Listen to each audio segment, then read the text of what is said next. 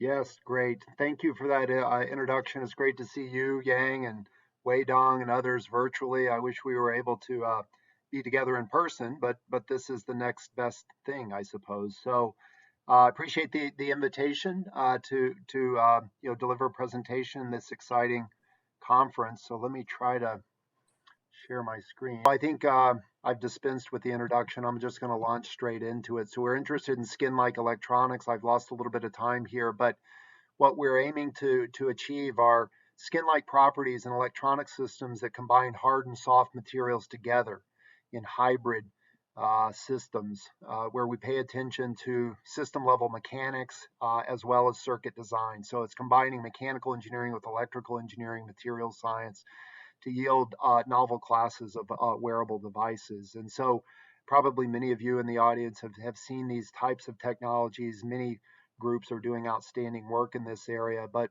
it's a space that we think can be interesting because it has the potential to be very impactful in terms of how we care for patients, both in a hospital setting as well as in the home. And so these are skin-like devices, wireless, clinical grade medical monitoring capabilities. And we really got deeply interested in this 2009, 2010, published a first paper, 12 years ago by now, 11 years ago, that is. And got a little bit better in 2014, different kinds of ideas, many other groups contributing at a high level. And then we began to focus our attention on real use cases that would move the needle on how we care for patients. So to try to address unmet needs in clinical medicine, in particular medical monitoring. And I'll get back toward the idea of going beyond monitoring and sensing to something that could have therapeutic value, which represents a newer direction for us in this space. But the idea is skin-like wireless devices that can mount anywhere on the body, individual devices that support multiple types of sensors or multiple devices that operate in a time synchronized manner. And we and other groups have developed a wide range of devices of that general type, with many types of sensor functionalities, ranging from devices that can make precision measurements related to thermal physics, thermography, thermal transport, electrical, even microfluidic capabilities can be built into these devices. We've done a lot with sweat as a non-invasive but interesting and chemically rich class of biofluid that can be captured non-invasively in these kinds of devices where analysis can happen in situ.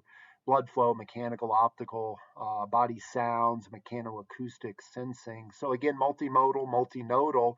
Clinical quality is the goal in all cases, starting with metrics that physicians know and understand and can act upon, but not stopping there. Thinking about novel modalities for sensing to add to the rich mixture of data that can be collected from the surface of the skin. Doing it continuously in any setting, not just hospital, home, health clinics, continuously during the day, and at a cost point that doesn't constrain the use of the technology to high resource settings, but really allows deployment into lower and middle income countries, so available to everyone is the goal.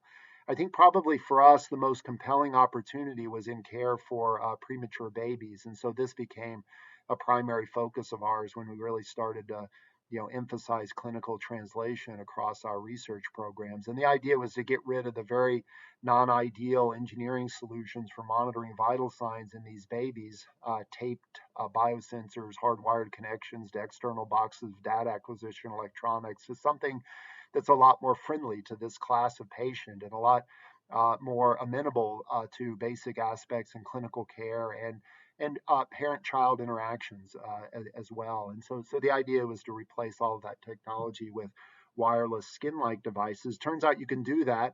And I'm going to skip through this part of the talk pretty quickly. Happy to answer questions if you have any on the details. Of course, you can check out the paper, long set of supplemental information, all the details here. But it's two devices, reproduces all vital signs in neonates, pediatric patients, adult patients, one that goes on the chest, one that goes on the foot. Both of these are battery free and also wireless in their operation, using magnetic inductive coupling for both operations.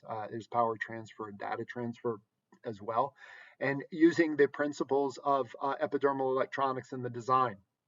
using full 3D finite element modeling to guide the layouts to achieve skin-like characteristics. And so we deployed into the NICU here at various hospitals in the Chicagoland area. We'll be doing the first wireless NICU at a hospital in Montreal and one in Antwerp. In Europe, we've moved out of the NICU into the PICU, slightly older babies. That's what you're seeing here. You see the device on the chest, device on the foot. The antenna that's powering those devices and receiving data from them is located in the base of the chair in this particular case, but this is a much better way to do monitoring of babies in this case. And then, as many of you may know, we have teamed with the Gates Foundation and the Save the Children Foundation to adapt, extend, and deploy those technologies into the most challenging areas of the globe in terms of healthcare. India, Pakistan, Zambia, Kenya, and Ghana. We've done about 10,000 devices. Neonatal health, but pediatric, maternal, fetal health as well. We had to change the designs a little bit. You can take a look at the details published in spring of 2020 to enable battery-powered operation because there isn't a reliable source of wall plug power for the wireless power transfer schemes that we originally published in these parts of the globe, and so we had to do things a little bit differently. Had to make them more rugged so we could reuse them, drive the cost of monitoring down to a few cents per patient per day of monitoring, and align the technology with manufacturing infrastructure that exists to support the consumer electronics industry. So that's kind of what we've done, but we've done it in a way that imposes no sacrifice in the data quality. So it's not like we're deploying low-cost, crummy devices into these countries. This is actually high-quality data. In some cases, better. In many cases, actually better than what you're getting, even in the most sophisticated level 4 NICU units that you would find here in the U.S. or Hong Kong, Japan, other places, and with more rich data streams, actually. So you can see the raw data in the top frame. When you're getting ECG, PPG, those are the top 3 traces. That's fine. That's what they're doing in hospitals today. But you also get the next trace, which is showing cardiac sounds built into the same devices. That goes beyond what we're even doing here in Chicago. And then the final trace there is showing motions of the chest wall. So you get respiratory cycles as well. Again, novel data streams that aren't present in NICUs today. And from that data, you can distill it down. The most simple forms are extraction of heart rate, SpO2, respiration rate, temperature, delta temperature between the chest and the limb, for example. But there's a lot more information content in the detailed shapes of those waveforms. We think that represents a great opportunity for artificial intelligence, convolutional neural networks, and so on. And so that's an area of activity for us as well. But like I said, we're interested in deploying around the globe without constraint. This is a couple of my students training healthcare workers in Zambia. This was late 2019. I spent a couple of weeks there myself, and we're still deployed in all of these countries, and we have a cloud-based infrastructure for data management, so we can remotely examine the operation of the devices and the health of the patients. So we have a number of other devices moving into the translational pipeline, I would say, moving out of the academic lab and headed towards similar levels of deployment, exploiting these same ideas in soft, skin-compatible wireless electronics. And I won't go through all the details, flow measurements for cerebrospinal fluid coming through shunts and hydrocephalus patients, functional near-infrared spectrometry systems for measuring cerebral hemodynamics, multinodal devices for measuring both fetal and maternal health during birth, devices for measuring EEG, for example, in neonates, and for monitoring pain in neonates and pediatric patients during surgical recovery. But let me focus on this bottom left example because we're interested in healthcare challenges associated with beginning of life and end of life. That's where a lot of the health care costs come into play, and a lot of the mortality happens in those two limits. And certainly interested in maternal, fetal, neonatal, pediatric, but in terms of the other end of the spectrum, Parkinson's patients, Alzheimer's, stroke survivors, and so on. So let me say a couple of words about this device illustrated in the lower left, because that'll allow me to kind of transition and talk about some of our latest work where we're trying to go beyond sensing to actual delivery of therapy through these same sorts of devices. So we work with rehabilitation physicians at the Shirley Ryan Ability Lab. It's a large rehabilitation hospital. And one class of patient that they interact with are stroke survivors. And many of those stroke survivors have to relearn how to control basic body processes, things that we take for granted. For example, they have to relearn how to speak properly. They have to relearn how to swallow and when to swallow and how frequently to swallow. And so they come in, they go through a set of rehabilitation exercises while they're in the clinic, and then they go home. And a lot of times the gains that they show in the clinic dissipate and disappear when they return to a home setting. And so we were approached by folks at this rehab hospital and asked whether we could develop a novel wearable device, an intelligent wearable device that would allow them to monitor swallowing and speaking behavior remotely in the home so that they could use that information to tailor rehabilitation protocols to an individual's response and progression. And so we've developed this like a Band-Aid device style device, wireless device that mounts on a unique part of the anatomy. It's a soft tissue location at the base of your neck. And it involves just a simple high bandwidth tri-axis accelerometer at that location. You might think, well, that's kind of simple. It's not very interesting. It doesn't involve an electrical or an optical interface to the skin. But it turns out that part of the body is really tremendously rich in terms of information content that could be extracted by measurements of physical motions at that location, as I'll describe here in a second. But the soft mechanics is critically important for this mounting location because there's a lot of motion, there's soft tissue here, and any kind of hard, rigid device would not be wearable in any practical sense at that part of the body. And so we take these devices and we can deploy them onto individual patients in groups and focus groups. And what they do is they measure the speed swallowing activity, but they're measuring that not with the microphone. It's actually physical motions of the. And so you eliminate confounds associated with ambient noises. So here we have two individuals talking to one another. Each one is wearing a device, but that device is only responsive to the speech patterns of the individual who's wearing the device, totally independent of the conversation that's going on. And so that's very important in terms of practical utility of a device of this type in monitoring speech. In the past, these same rehabilitation physicians had tried to track speech with a microphone, but it doesn't work because of all of the ambient noises confusing the measurements that are being made in that way. The other more practical problem is that nobody wants to have all of their speech recorded all day long. And so this is a measure of speech, but it doesn't yield an audible signature of speech. So you don't have any ability to convert this data into the spoken word.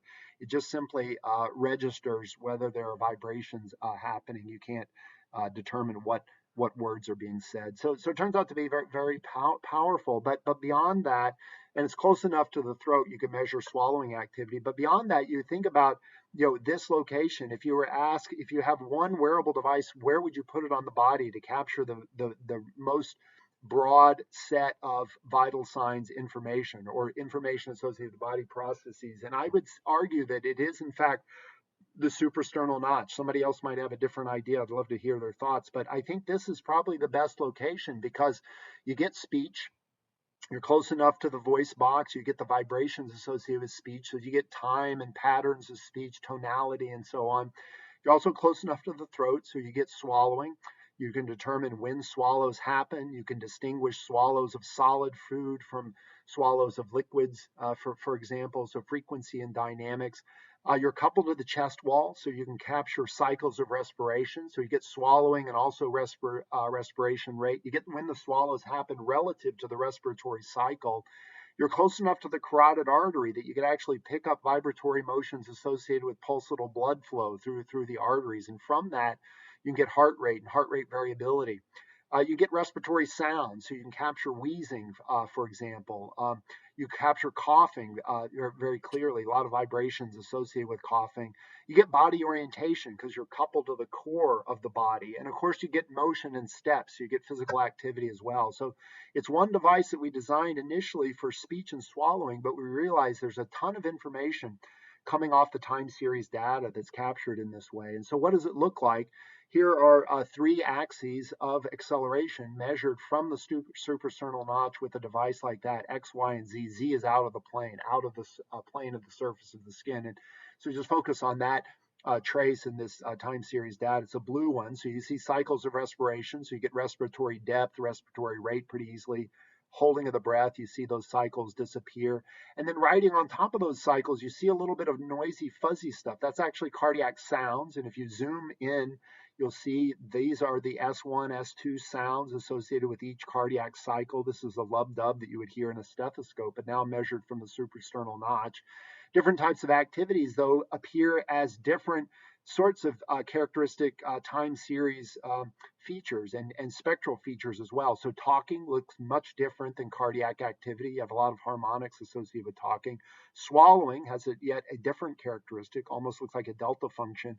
Walking is a huge accelerations associated with walking. Anyway, there's distinctive features. So although all of these activities are embedded in a single time series data stream, they have different characteristic features. And so you can apply digital filtering techniques to separate those different features, and then you can count them. So for example, this is all very straightforward. No machine learning required here, just digital filtering. So you can determine with a bandpass filter between 1 and 10 hertz the energy expenditure, because gait and walking behaviors happen in that frequency range. Between 20 and 50 hertz bandpass filter, you get all the cardiac activity. That's the frequency range where that occurs. We use a wavelet transform to get the respiratory rate. The talking happens at frequencies above 100 hertz with very well-defined harmonics, and you can get swallow counts as well. And so all of those measurements can be made simultaneously with good agreement when compared against clinical gold standards. But let me show you how that works in the context of swallowing and respiration, cardiac activity. So here's a device on a Parkinson's patient sitting quietly in a chair. This is raw signals shown in the top frame, just raw data off of the device. Looks a bit noisy. You see some oscillations there a little bit, but kind of noisy. It turns out all that noise that's associated with cardiac sounds. And so you apply bandpass filter passing frequencies between 20 and 50 hertz. You apply that to the raw data. That's the cardiac sounds. You do peak finding, and you get heart rate and heart rate variability immediately. And then you'll also get cardiac amplitude from the amplitude. It turns out that's additional information. But then you take that part of the signals, you subtract it away from the raw signal, and then what are you left with? You're left with the data shown in the bottom graph. And so now you see these very smooth oscillations associated with chest wall movements. And then every now and then you see these spiky features, these delta function type features. Those are swallows. And so you can just go through and you can count the swallows, so you know how frequently a patient is swallowing. If you suffer from Alzheimer's or Parkinson's, typically you're not swallowing frequently enough, which is why you see elderly people a lot of times they're drooling, is because they're not aware of how frequently they're swallowing. They're not swallowing frequently enough. So you measure how frequently they are swallowing, and then you can create a haptic based alert to tell them they need to swallow more frequently. So that's a simple kind of way to provide feedback to the patient, but you have actually more information here, which is that you get the swallow timing relative to the respiratory cycle. So it turns out that naturally you will swallow at the peak of inspiration or the depth of expiration. You won't try to swallow halfway in between those parts of the respiratory cycle. If you do, you'll choke yourself. And so, these patients need to relearn when to swallow, not only how frequently to swallow, but when to swallow relative to the respiratory phase. And we can tell them that as well. And so that turns out to be very important. And that's a standard thing that they will do with these patients who suffer from dysphagia. They will come into the rehab clinic and they will be instrumented with these things, these RIP bands, these respiratory inductance plethysmography bands, which are measuring chest wall excursion. They have one on the upper chest, one on the lower chest, and they will also be fitted with a nasal cannula to measure airflow coming in and out of the nose. From the cannula, they can determine when a swallowing event happens, and from the RIP bands, they determine the respiratory phase. They're all wired up, and the system is connected to an external data acquisition unit, and that's how they're monitored when they're in a clinic. but it's not anything that could be deployed in the home, and it can't be used continuously. It's not wireless. It's really a lousy, crummy type of engineering solution. And so that's where the device comes in. And so what we have now is a real time graphical user interface that provides feedback via an iPad or an iPhone. And so the device is sitting here, again, suprasternal notch. The respiratory signal is just bandpass, so you can see the motions of the chest wall. You see the other results of bandpass between 20 and 100 hertz down here in the bottom graph. And then we have red highlight marking the timing of swallows. And you can see the cardiac signal in the background. And so the patients can see exactly how frequently they're swallowing and when they're swallowing relative to the respiratory signal. Now, that's fine if they're looking at the screen, they can see all of that. But ideally, you would like the patient to be able to get that information without looking at the screen. And so that's where this haptic interface comes in. So we have a separate haptic unit that has several different vibrohaptic actuators.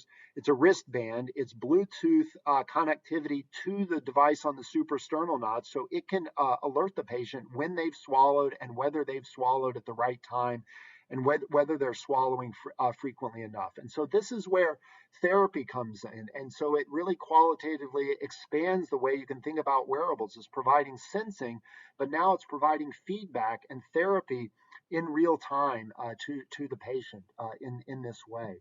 And so that's what's gotten us interested in this whole idea of epidermal haptic interfaces. So can we take all of the learnings from epidermal electronic sensors and adapt that same basic framework to allow haptic engagement through tactile receptors in the skin?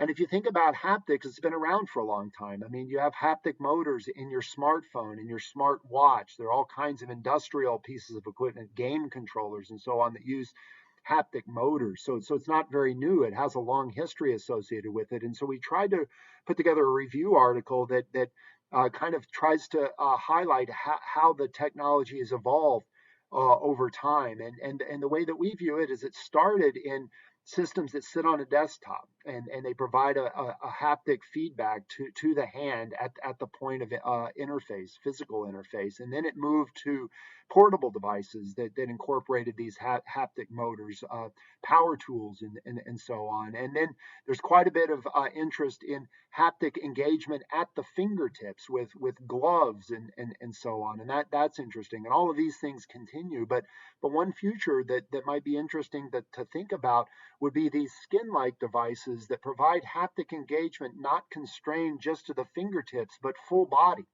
So think about like a full body immersive experience that could apply to the fingertips at really any place on the body. And what would you be able to do with that kind of capability? And certainly in medicine, I just gave you one example, but what else might be possible? That sort of piqued our interest. And then along comes the metaverse and all of the interest in immersive experiences, virtual experiences that go beyond just audio and video cues to include the skin as a part of the engagement in those virtual environments. And Meta and Facebook are dumping a ton of resources and people resources into these haptic interfaces. And this is kind of what they've come up with. And I don't know what this looks like to you, but it's interesting, and it'll be interesting to see how that kind of approach evolves. But then we sort of dusted off some papers. We got publishing on this idea a long time ago, and 2012 was an example of stretchable kind of skin-like electronics for electrotactile interfaces of the fingertip. It's like little finger cuffs that are form-fitted to the finger, could wrap onto the finger gently, pressing these electrical stimulators onto the surface of the skin to allow electrical stimulation of tactile receptors to create kind of an artificial sense of touch. And here we have, silicon-based diodes to allow multiplex addressing of this small array of electrotactile actuators, and that's kind of interesting. But then there's been a lot of other groups working in this area. I think a lot of activities ramping up just recently, where you can use like dielectric elastomers, other kinds of mechanical ways to stimulate the tactile receptors in manner that sort of avoids some of the disadvantages of electrotactile. I think there's a lot of merit in that. Piezoelectrics and soft pneumatics and so on, still mainly focused on the fingertips, so some really clever ideas have emerged. But like I said, I think viewing opportunities beyond the fingertips is where kind of the future might be, at least in our view. And so we published something designed to go on the forearm, which includes not only the electrotactile stimulators but also sensors to allow a complete kind of closed feedback loop control over a robotic arm in this particular case. So we had strain gauges, EMG sensors, temperature sensors, and then for electrotactile. And electrotactile is nice because it fits very naturally into this skin-like platform, because those structures can be made to be very thin and flexible and stretchable in certain cases. So this is what we were doing, but we're not super satisfied with electrotactile. Maybe other groups can do a better job of that, but you tend to enter a regime where you're either not stimulating strongly enough to create any sensation, or you're stimulating excessively. It creates a pain response, and it's hard to hit that magic window in between those two limits, especially in the context of interface impedances that can vary depending on hydration level and release of minute amounts of sweat and so on. And so we decided to kind of shift focus around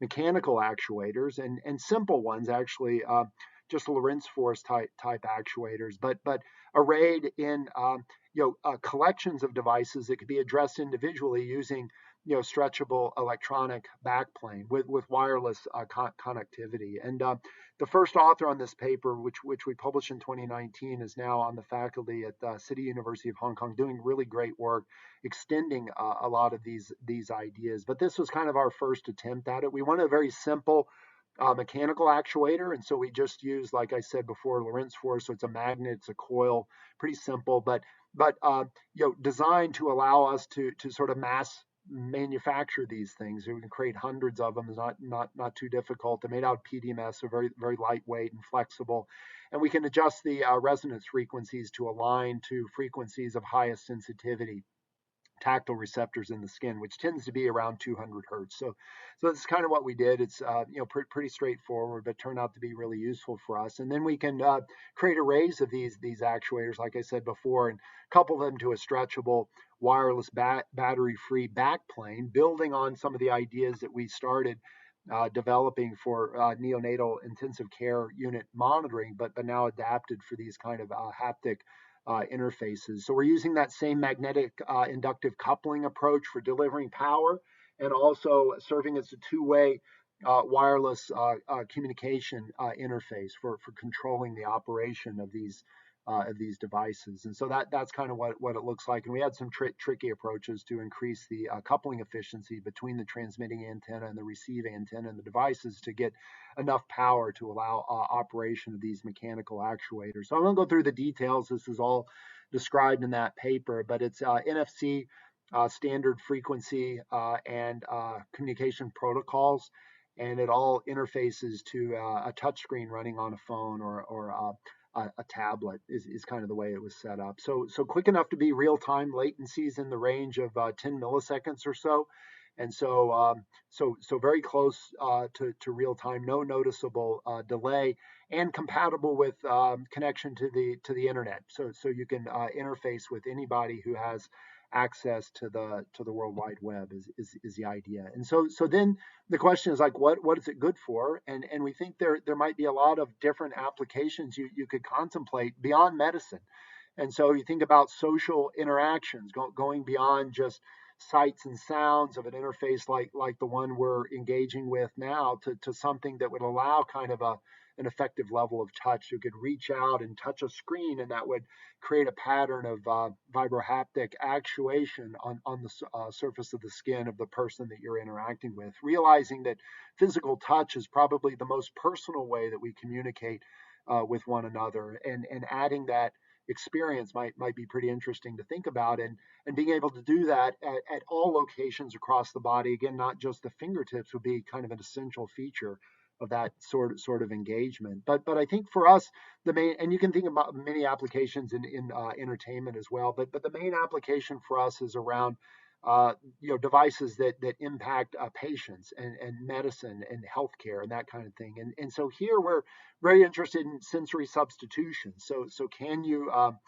facilitate the use of a prosthetic arm for an amputee, a lower limb amputee, in this case lower arm, whereby you have sensors in the robotic hand that communicate through their wireless output to an array of vibrohaptic actuators that sit on the upper arm. Can you create an artificial sense of touch in that way? And can you use that sense of touch to help the individual control the operation of that robotic hand? And so I'll come back to that in a little bit. But like I said, gaming, entertainment, and so on. So that was 2019. We worked pretty hard to improve all engineering aspects of these systems, increase the density of the actuators, decrease the thickness of the overall platform, reduce the weight, just improve all of the key attributes of the devices. We're able to do that. The other thing that we were asked by the referees is, can you create a visual indication of how the actuation is evolving over time? Because you can't really see it. It's hard to convey that in a figure. And so we've added LEDs to all of the actuators. So all the movies I'll show you, you'll see the LEDs lighting up, and that is a visual indication of the pattern of actuation.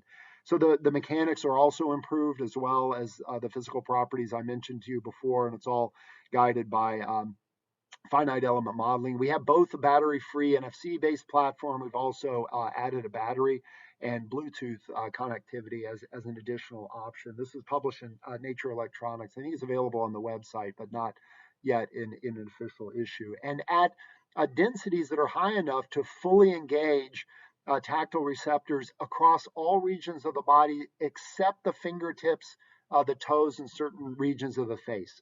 But everywhere else, you can fully engage at densities that are comparable to the 2-point discrimination threshold at all other regions of the body. So you can really imagine putting these anywhere and fully activating the full density of tactile receptors that are available in the skin. So that's kind of the way it looks.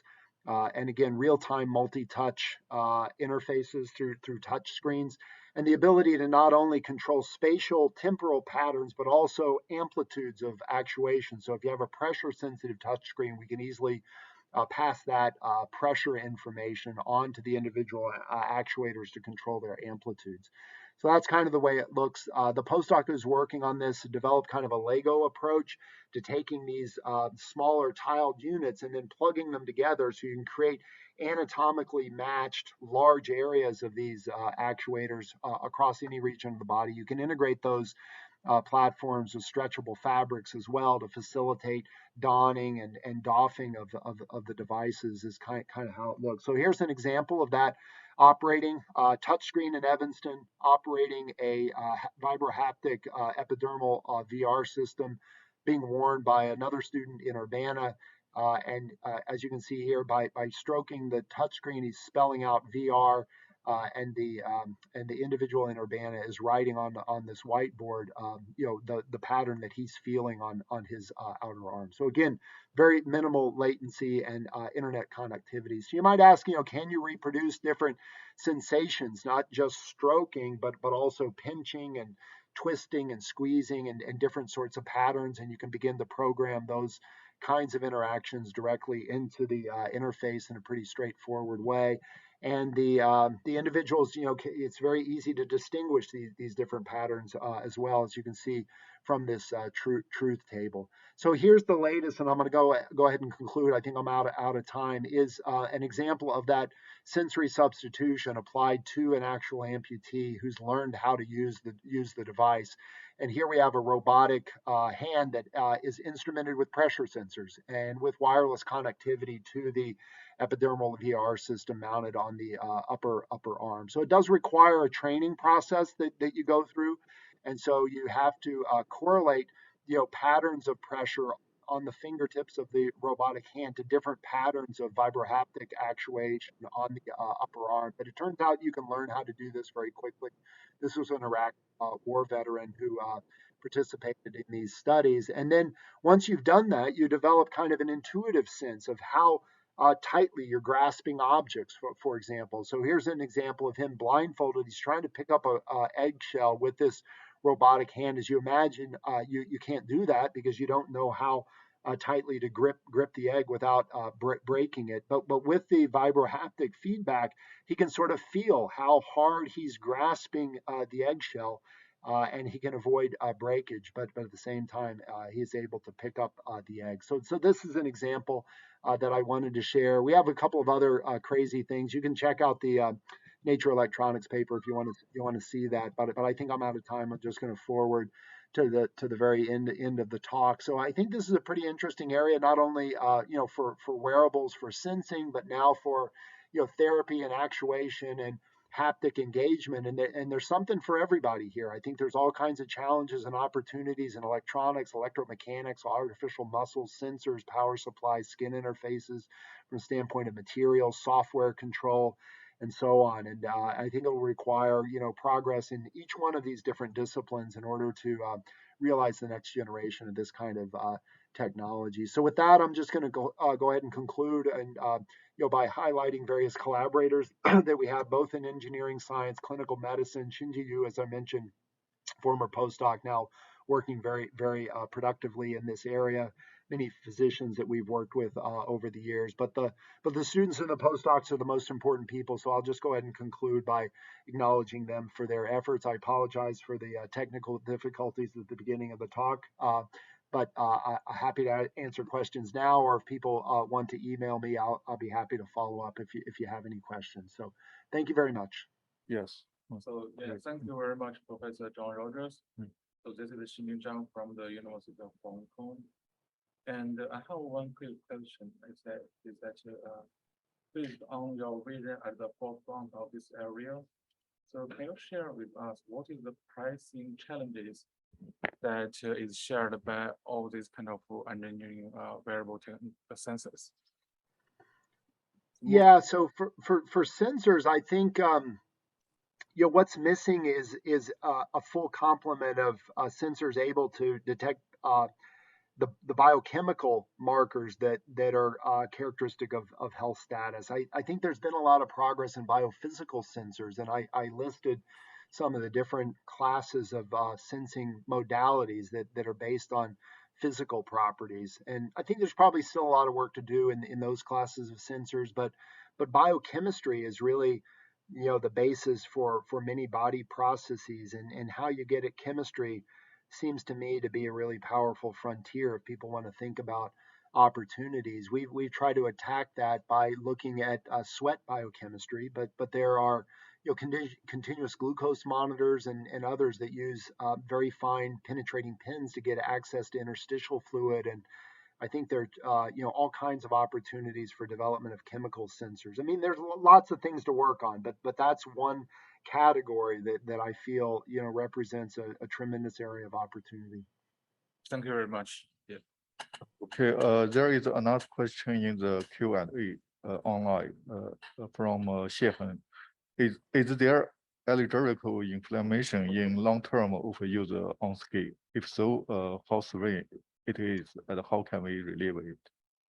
Yeah, it's a good question. I guess I've worn a lot of these devices over the years, just testing them out myself. And I think the ultimate limit in how long you can wear these devices is set not so much by choices of materials or skin adhesives or mechanics and irritation and so on. It's really set by the natural because those problems are important, but they can be solved, and so they're not limiting factors at this point anyway, given all the research that's been done in this area. The limiting factor is really just the natural processes by which the skin works. And so it involves a differentiation of cells in the base of the skin that change in shape and function as they migrate to the surface of the skin. And once they get to the very top surface, they die and they transform into a thin water barrier layer known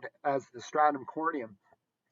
And then those cells themselves exfoliate and release from the surface of the skin over time. And the time scale for that to happen, that differentiation from the base layers all the way up to the top of the skin and then exfoliation, is about 2 weeks. If you have a device sitting on top, it's preventing that exfoliation. And so you begin to build up a layer of dead cells right between the device and the underlying skin. And you might think that that could alter the impedance and the measurement fidelity. It's not so much that it degrades the operation in that way, but it degrades the adhesion. So the device itself wants to exfoliate off of the surface of the skin.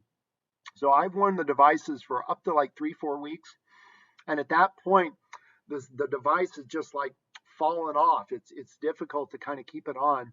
And when you take the device off, you run your finger over the surface of the skin where the device was, and it feels really rough in that area. And so I got worried, like maybe I damaged my skin. But then you take a thin piece of tape, you apply it there, and you peel it off, and it's just dead cells, and they go away, and your skin is perfectly healthy and fine. It's just all of those dead cells accumulating right there, and preventing longer term wear.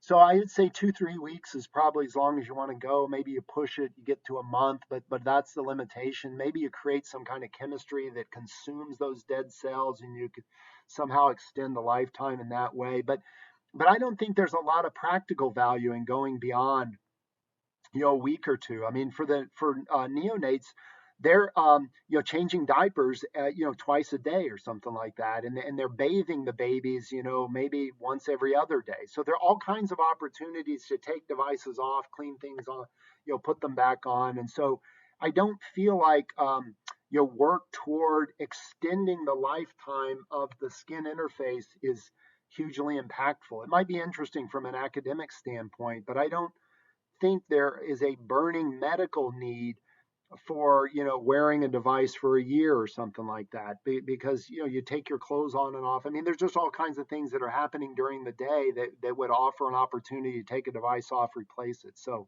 that's kind of the way I think about it. Okay, thank you very much.